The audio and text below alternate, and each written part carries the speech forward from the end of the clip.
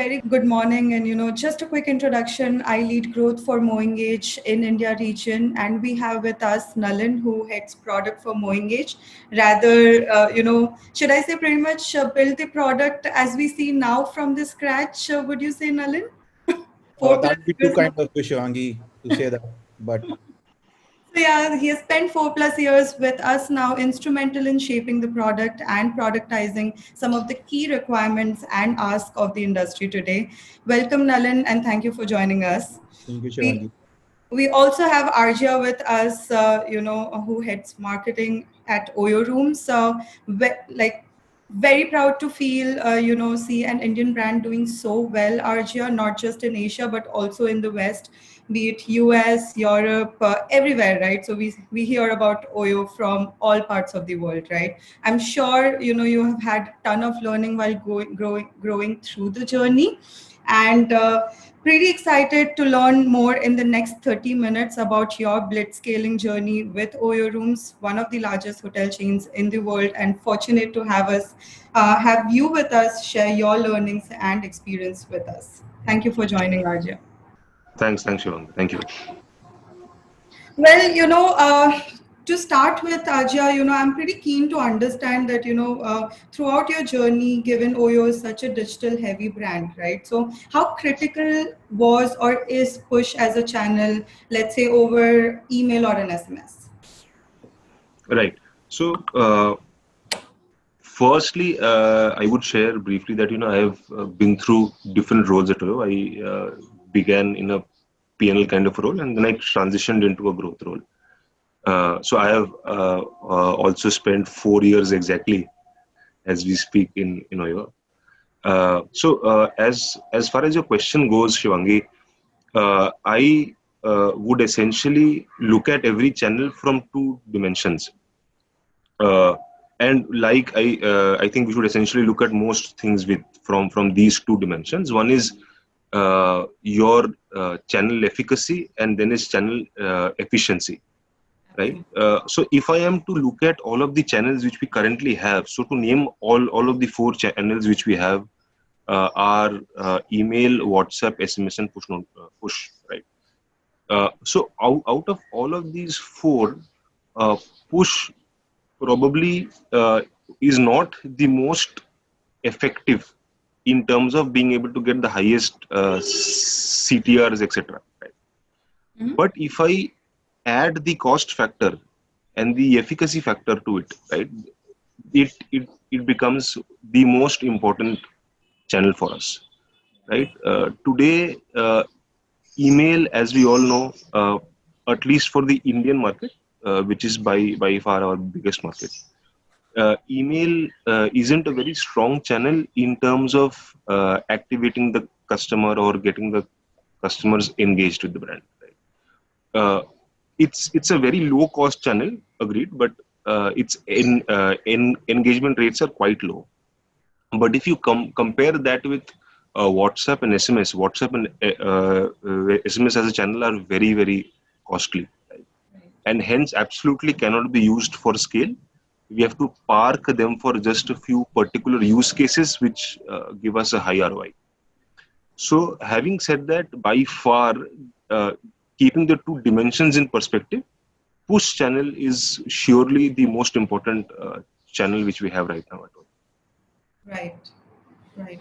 So what I hear from you is basically that, if we were to do a cost benefit analysis, push definitely appears to be a better performing channel than most out there today, right? Because cheapest to acquire and, based on the ROI, that's giving you the maximum delta there, right? So that's great to know, right? But do you feel, do you see any challenges, when you are leveraging push as a channel? What are some of the common challenges that you come across while using this? Correct. So I think the biggest issue which we face is to ensure that the delivery rates of the communication is always very high, right? Right. And that is a channel I'm sure most of the folks on the call also face. Because if I am sending a communication, at least I should be able to ensure that it reaches the consumer. and from then on, whether the person clicks on it or not, or whether the downstream funnel works or not, is absolutely a reflection of my product, etc. Right. So hence, I think one of the most important things which every person in a CRM team essentially grapples with today is this. So hence, we would essentially like to, push this metric as far as we can, because the rest we have under our control. This is something which is somewhat, not that controllable a metric for us. Understood. So, Nalin, what's your perspective? Given MoEngage has always been one of these mobile-first platforms, right? Started with pushes as a channel from its inception itself, right? So, from your experience of operating in this domain, what do you think? What are some of the challenges or factors that cause a low delivery rate in the ecosystem today? I think, as Arja pointed out, delivery rate is certainly a big challenge, and we started identifying it back in 2016 and started working towards it. I think the first part of the problem is to understand why the problem is happening, and then probably you can make your way around a probable solution, right? So back in 16, 17, we researched a lot in terms of, we did a huge experimentation in-house, that what are the factors which are impacting the push notification delivery. And there is a stark difference in the delivery rate for the devices which are kind of more mature in the market versus the new devices which are having the custom operating system written on top of Android. So what largely happens in most of the cases is that we understood that the push delivery is dependent on multiple factors, starting from the device that the end user is using, or how recently the user has been active on the app. Because starting from Android P, the app has started, the OS has started rating the user usage of the app, and they have also started rating the engagement. In terms of, if you talk about the most important factors which are impacting delivery these days, would the number one would be the OS, the second level would be the OS level controls which have been built, like the dose mode or the battery optimization and others, and then the other part being the OS rating part that I just talked about. Apart from it, the recency and frequency factors are really very important in terms of how recently the user has engaged with your app, how recently the user has engaged with your communication as well, and how frequently the user has engaged with your app, and how recently the user has engaged with the communication. So the recency and frequency of engagement plus communication is really important at this point of time. Right. And when you say OS and device models, would you say that, what are some of the common OEMs or device models that you see as problematic in the Asian market today? Sure. I think if we look through this journey of past 3.5 years since we have started tracking this part, a lot of OEMs like Xiaomi have been the biggest issue in terms of the delivery rates that they're giving. It is probably at 20-25% below the median in the initial days. Right. Then there are OEMs like Oppo, Vivo, which also have a very low delivery. And when I'm talking about these OEMs, why are we talking about these OEMs? Because they form the larger chunk of the device share in India and Southeast Asia market.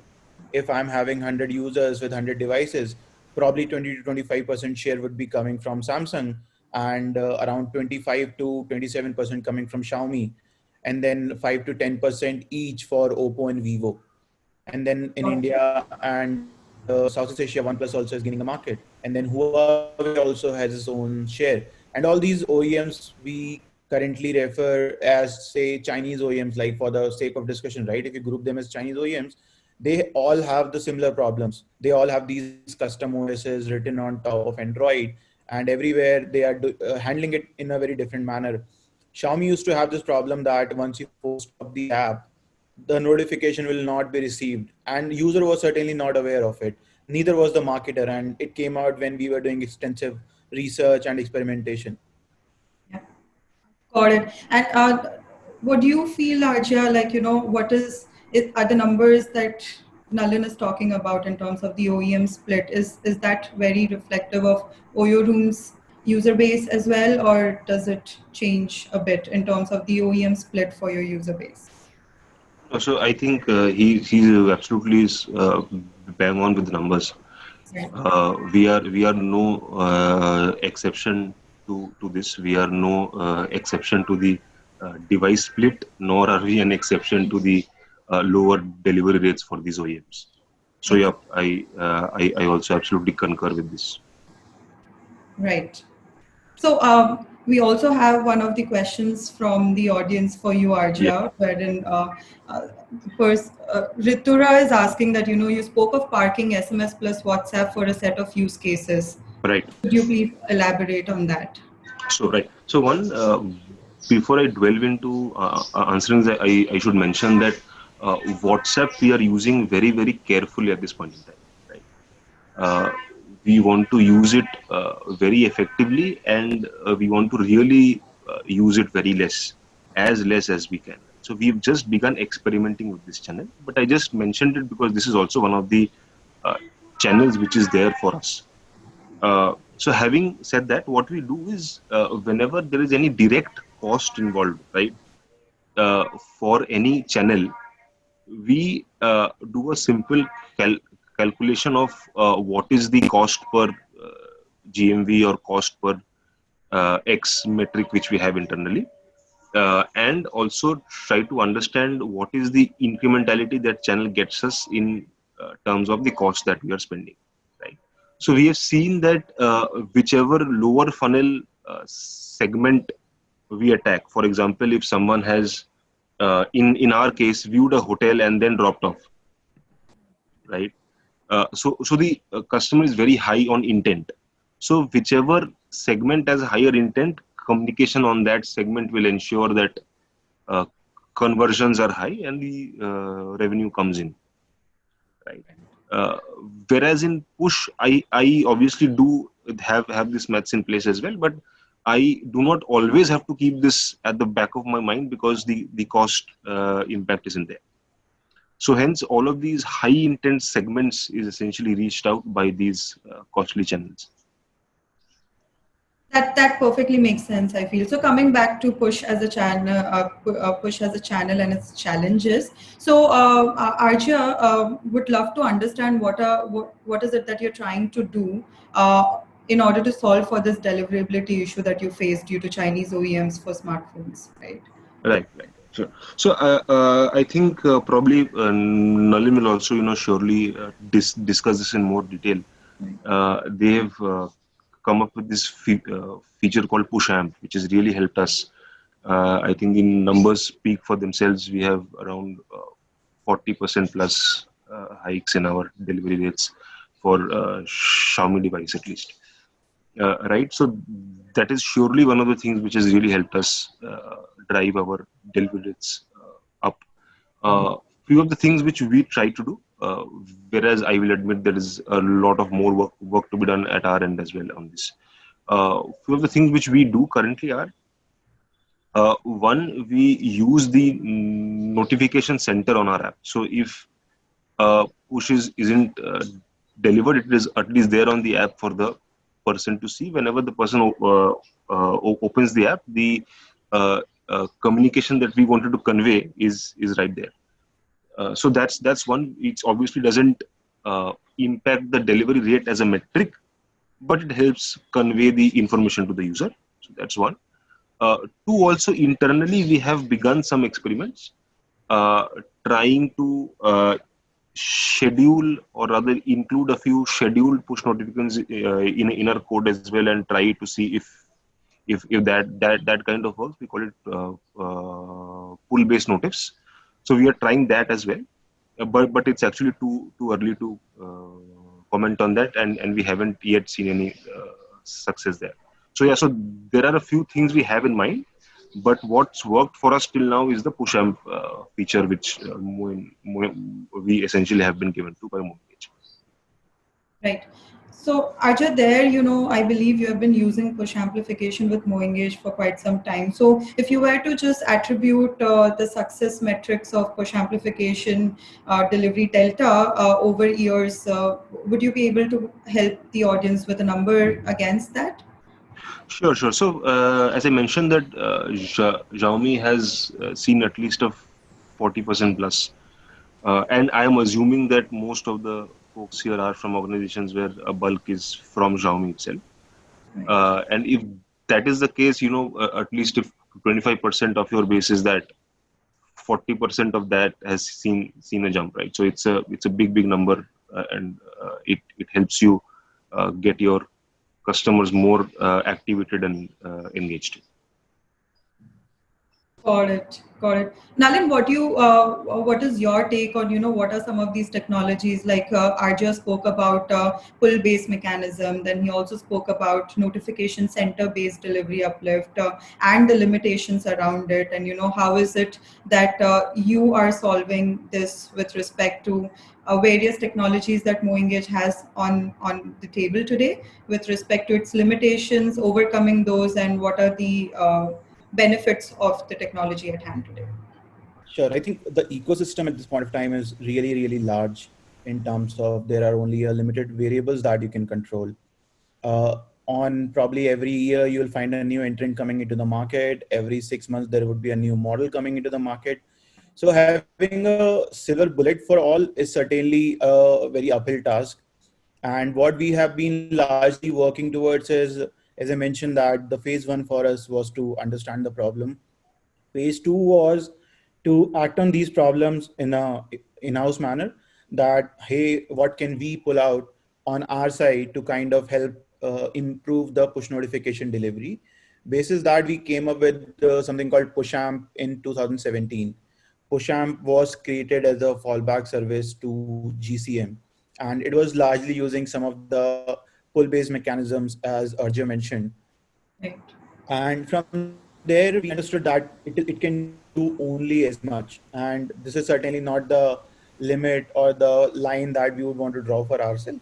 So then we pushed further and we worked then on OEM level, which is like, hey, try to understand which of the OEMs are having a low delivery but high share, so that they can give the maximum impact to a marketer if the delivery is amplified for those OEMs, right? And there, I think the first partnership or the first development that we did was pointed towards Xiaomi. And it is not a solution that works only for Xiaomi. It works across OEMs. It has a special booster for Xiaomi. And as Arjun mentioned, the impact we have seen, the push notification delivery rates for Xiaomi going from 40% to 80-85% also in some cases. So the range for Xiaomi boosting is anywhere between 40 to 90% as well. That's what we have seen. And if you see how this 40 to 50% or 80% improvement on Xiaomi is going to result in, right? So say if you have 100 users and you are able to reach out only to 40 users, say your delivery rates, the benchmark delivery rates for India and SEA are anywhere between 40 to 45%. Now, initially your overall base delivery rate is 45%. Now, if 25% of a base is improving by 25 or 40%, you are basically improving the 10% absolute jump in the delivery Correct. on Yeah. on the overall base, which results probably in 25 to 30% just because of Xiaomi. And then when it other OEMs as well, the PushAmp solution, which is doing a pullback, it helps in kind of taking the delivery up to 40 to 45% on a whole base.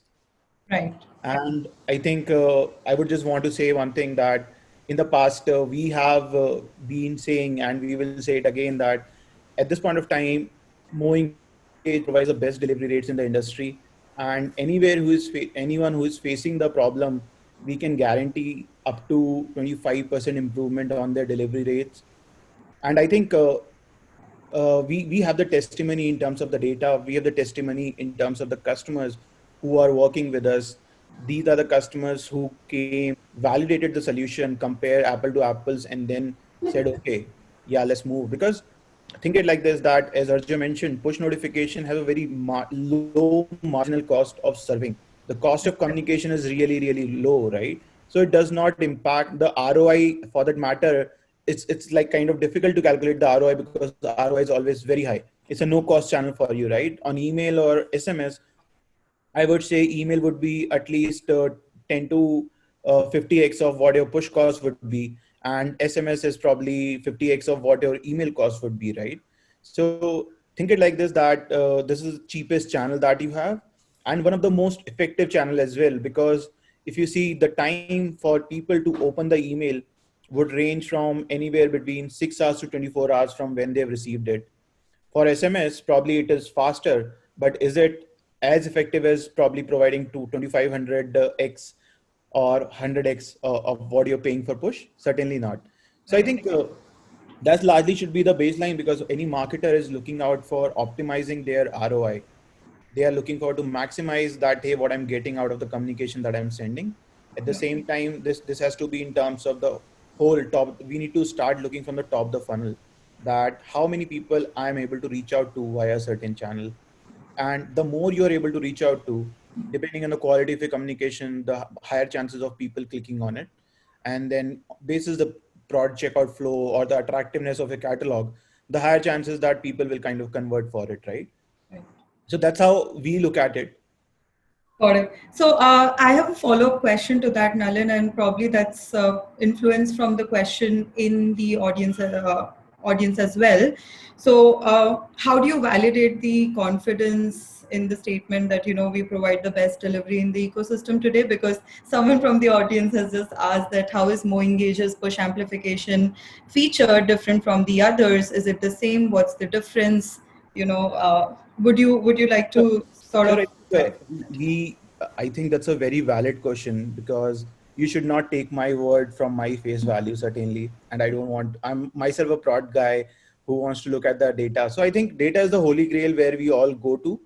And I can always, as a company, I can always blow my own trumpet saying that, hey, I provide the best delivery rates, unless I have done a real benchmarking with how the delivery rates are there for the other providers in the market.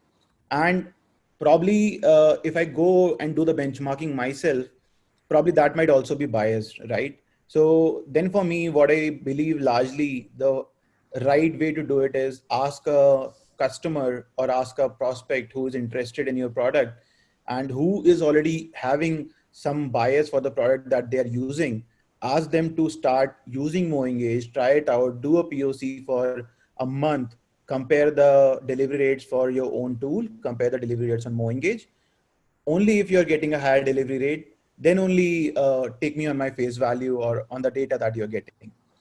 And how are we saying that we have gotten about, we have the best delivery? Because in the past, a lot of customers have moved from different tools to MoEngage only after running an effective benchmarking study. At this point of time, I think there is a poll on my screen, Shivangi.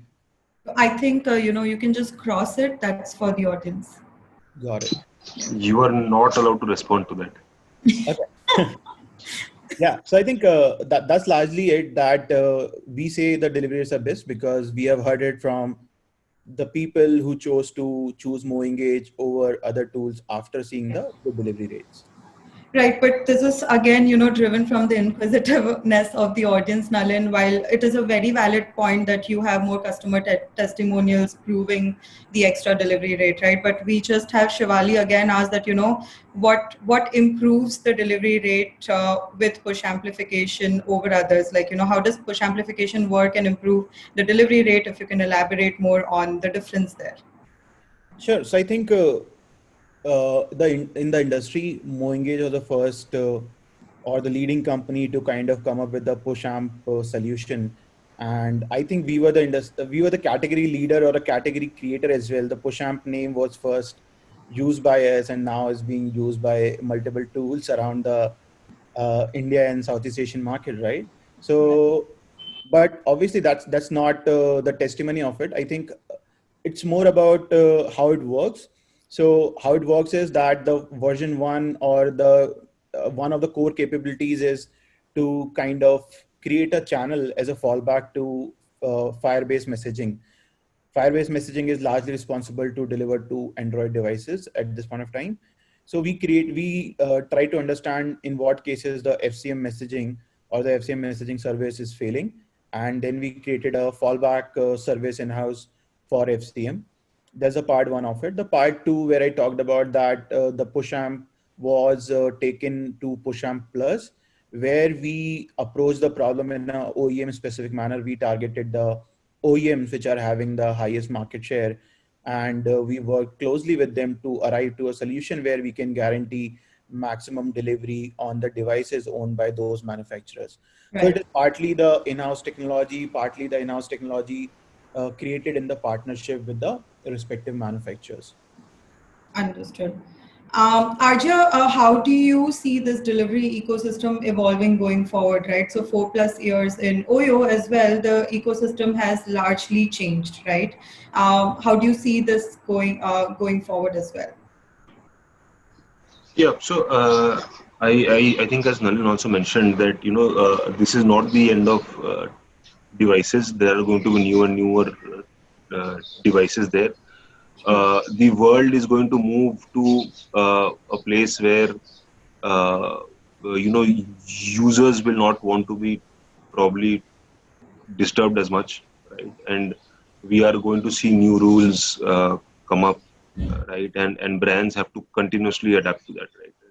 And Right. we have seen this. I think with almost every channel, it's starts off as a channel where you can use it at will, you can use it in scale, in volumes, but then slowly you have to put guardrails around the same to ensure that customer experience is there at the topmost priority for your brand, right? So I think these changes we are all going to experience. What it means for delivery rates particularly is that it is probably going to become tougher and tougher, and we have to essentially fight this battle uphill, and with different things to do every time, because the answer is not going to be just one thing at one point in time. That will also change with time.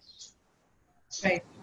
Got it. And we also have one question for you from the audience again, Sure. Arja, when he now wants to know, how do you manage push in the Western markets or Japan, which are heavily iOS? So do you see similar efficacy and efficiency as that of Android in India? That's a good question, though. Right. So one, I would say that for US markets and Japan market, obviously, email as a channel is still large. It is only in the Southeast Asian markets and India market, which we see that push is by far the biggest channel. Right. So that's one. Having said that, if I have to compare the delivery rates for Android, I would say that the delivery rates for Android in US and Japan is higher as compared to here, because of the device mix. Right, the device mix is not in the favor of Chinese OEMs, and hence we see a higher delivery rate for Android.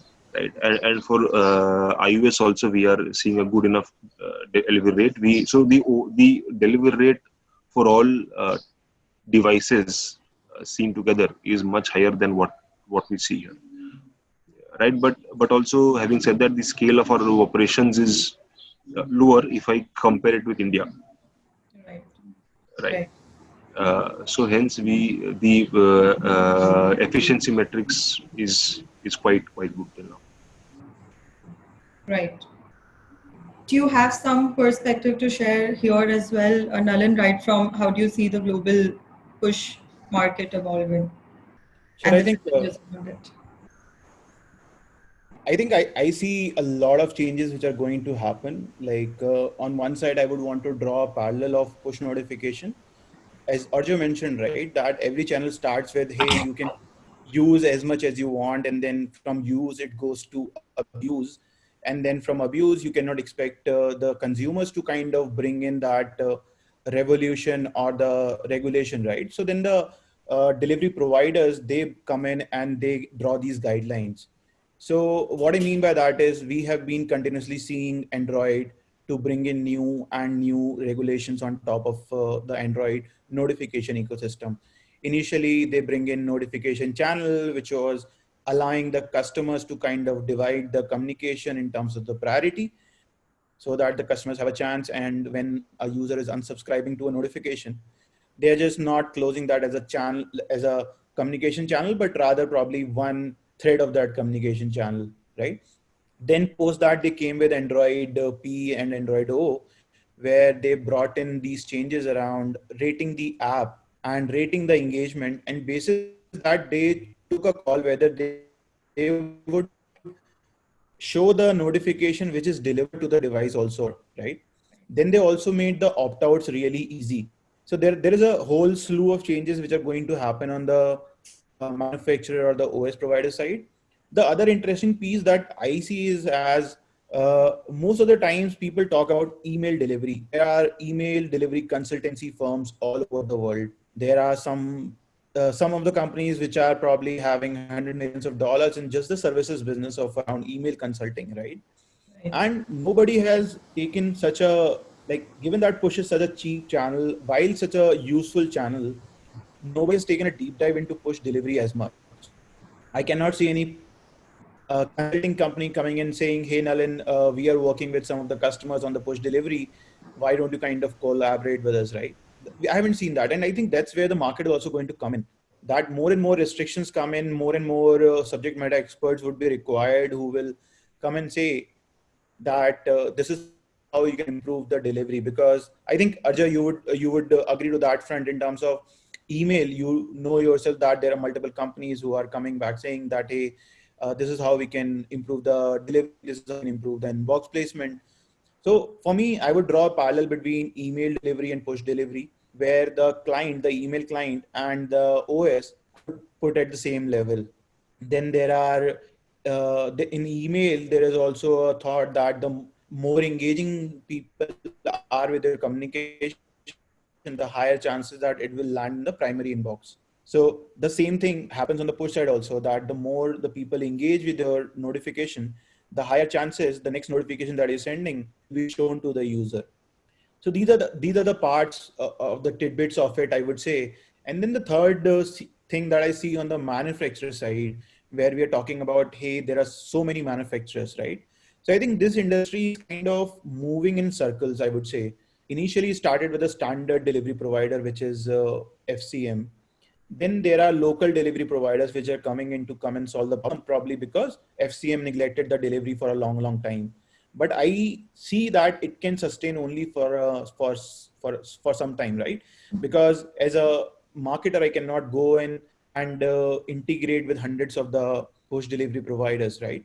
So these individual service providers probably are going to come into a certain agreement and then create a consolidated service, which will help in turn the companies like the technology firms like us to kind of easily be able to target more and more devices the same service, rather than kind of doing the integration or a individual partner for each and every OEM, treating it as a completely different ecosystem. So, and so coming, just to wrap this up, Arja, we would love to know your parting thoughts on advice and, insights on what is it that you could do to better push the efficacy of push as a channel. And, how has your experience been in terms of, and learnings been in terms of increasing this efficiency itself? Sure. So I think we have discussed at length about the delivery rate metric.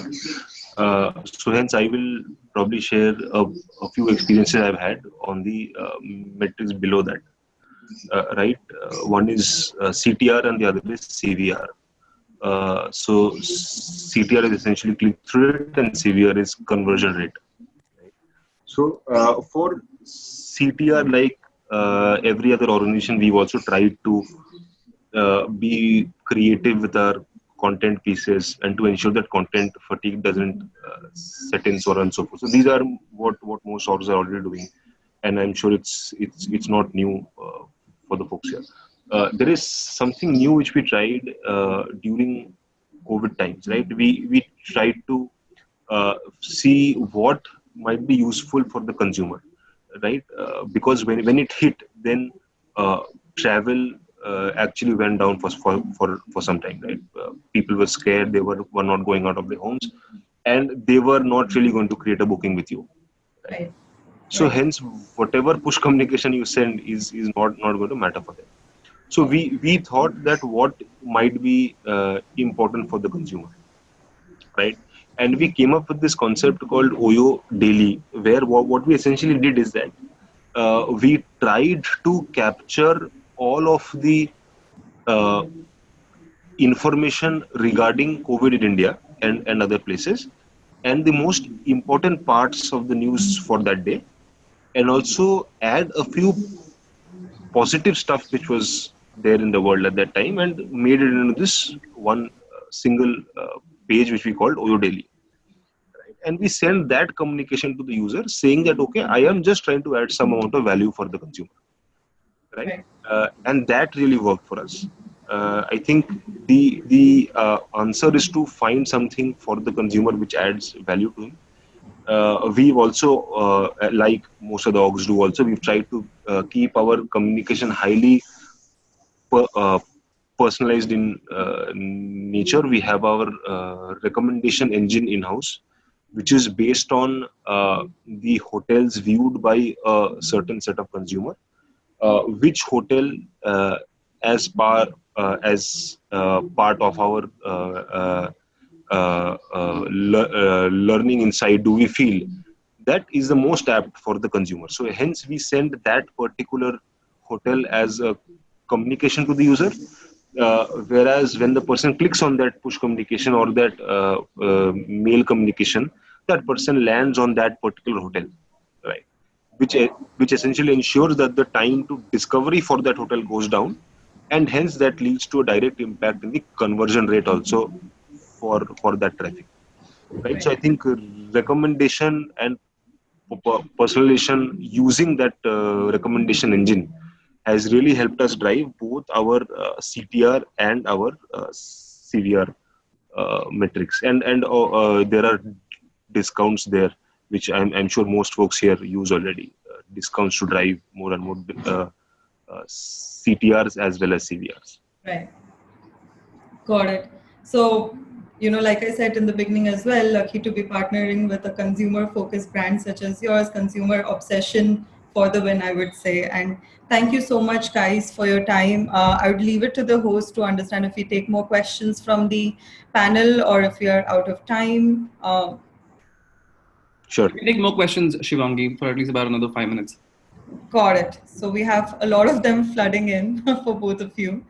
Yeah. So, right. So we have Muhammad asking Arjia that, Oyo aggressively sends push notifications. Okay, sorry. Don't you think this is a bit overwhelming for the users? Yeah. So correct. So fair question. So we essentially follow a segmentation framework in house, right? Uh, and what we are trying to do is partnering with Moengage as well on this front, and trying to find out for each segment what is the optimum amount of communication which essentially needs to be sent out, right? So Right. to look at uninstall rates, look at consumer response, etc., and try to understand what is that uh, you know uh, best and optimum amount of push notifications as far as frequency is concerned, Right. for which particular segment, because all segments are essentially not very active with us, Of course. Yeah. That right? So makes sense. hence I think that is something we are trying to figure out in house, and very soon you are going to see that change. I think we've also really dropped our volumes post COVID hit, right? Because at this point in time, it's not really that relevant for us. But at Oyo, what we see is that most of our consumers are repeat consumers, right? And we get a lot of business from repeat, and the frequency of repeat is also very high. So hence, probably the case might be that the more the person uses, our triggered journey is essentially set in more, and you will see more and more comms from our side. So that might be one of the reasons why. Right. There's another one wherein, the question goes, how do you decide if you want to run re-engagement campaigns targeting the existing users through paid networks versus same audience you may want to target through push considering it is a much cheaper channel, or are these independent decisions? Correct. No, no. So these are absolutely not independent decisions. Very, very good question. Uh, so one, what we try to understand is, and here we have to go above the delivery rate metric. So we have to go to the funnel level above that, right? Right. We have to go to the reach metric. So delivery rate essentially as a metric is clicks by impressions, right? But there are devices where you can't even attempt to send. For example, if the app has been uninstalled, right? So hence your entire push notification as a channel goes for a toss, right? So first, trying to understand which are those users for whom the app is still installed and the push token, which is used to communicate, is still active, right? So based on that, we understand, okay, this is the set of users whom we are still going to communicate through push, and if it is very urgent, then for these customers, again following the segmentation framework, because now there we know who are our higher value consumers and who are not so much, right? So my willingness to spend will obviously depend on that particular framework. So we essentially use a segmentation framework and understanding of reachability through push and the cost that we are going to incur from the new channel, and hence that is how we take a decision on which channel to use. Got it. Perfect. So one last question, and would love to know both your Want to opinions add on on, this. Sorry. Shivangi, I would want to add on a bit what on Definitely. Arjay mentioned. Go Sure. ahead. So I think at this point of time, the tools like MoEngage, they provide you solutions like communication flows or journeys. We call it flows, where what you can largely do is you can start your retargeting with the users and then approach them successively via the channels in the increasing order of cost. So I think we have a very good case study of working with Tokopedia as well, and I think Oyo also is doing similar use cases, where what they did was for the retargeting campaigns, they send out the push notification first, and to all the users who were not able to receive the push notification because of reachability or deliverability, they targeted the second level by email and then by SMS, and then successfully moved to the paid channels like Facebook audience right from the MoEngage tool. Right. Got it. So yeah, so basically, one last question now in the interest of time. And I think we have one in the chat itself. Actually, there are two if you want to pick your favorite. One is, if there's a way to add communication and engagement medium right in the push notification to make it engaging, like an email, and not to make it feel like just a static push on the tray. That's first. And second is, how do you deal with growing number of customers blocking pushes versus focus on push? Sure. Arjay, do you want to take the second? I can take the first, the email one. Sure. So I think that's a fair point in terms of how can we make push more engaging. I would take it from there. I would rather not look at email as a benchmark, but I think that's a question that we have been working on for quite some time. And we believe that push can be made more engaging, and we are working towards this. There can be multiple form factors of push. In terms of the capability wise, push can actually act like a mini app on a notification tray by the kind of functions that they can do. So again, I think I cannot say what we are bringing in, but sooner we are bringing in some capabilities on push where you'll have different kind of push on which you can engage the customer in a very different manner, make them more interactive, and get probably higher CTRs and conversions out of it. Awesome. I think we need one more session for that then, Nalin. Ajay, over to you on the question, with more focus on push, how do we tackle a growing number of customers who are blocking notifications in their handsets? Right. Great. So what I think this I think has been done by other orgs also, and we are yet to put it in our tech roadmap, but this is something we are thinking about, is to solve it by product interventions. Essentially, what I mean is that to give the option to the consumer to choose on the app itself what kind of communication that consumer wants versus doesn't want, right?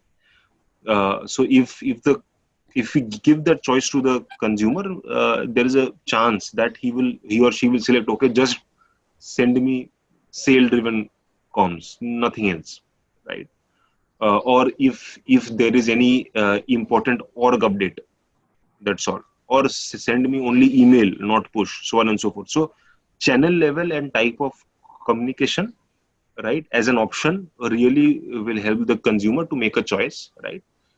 Today, as we do not provide that option, the consumer is forced to go to the app settings and just switch it off, right? So if we give that option and we push the consumer proactively and we respect that decision, which we obviously have to, and we have a good chance to get most folks back. Right. So to summarize it, Arja, everything boils down to just keeping an eye for what your consumers want and experimenting around it, right? So that's a very key insight. I think a lot of brands have just benefited using that mantra. Thank you so much, Nalin, Arja, for joining us, and helping the audience understand how do you maximize push delivery, especially at Oyo and in general globally, and make the most out of the efficacy of the channel.